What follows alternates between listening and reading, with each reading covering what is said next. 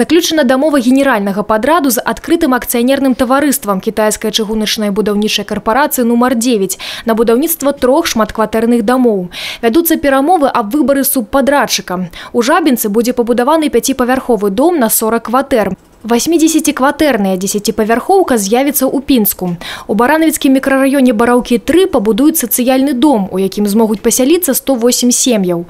На першым этапу беларуска-кітайскага праекту ў Брэскай вобласці пабудавана 4 80-кватэрныя дамы, па 2 ў Брэсце і Пінску.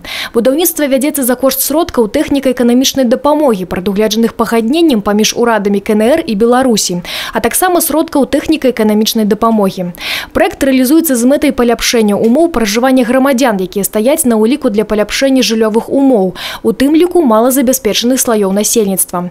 Сацыяльнае жыллё, пабудаванае з выкарыстаннем тэхнікі эканамічнай дапамогі, будзе знаходзіцца ў дзяржаўнай уласнасці. Яно не падлягае продажу або арэндзе, а таксама перадачы ў спадчыну.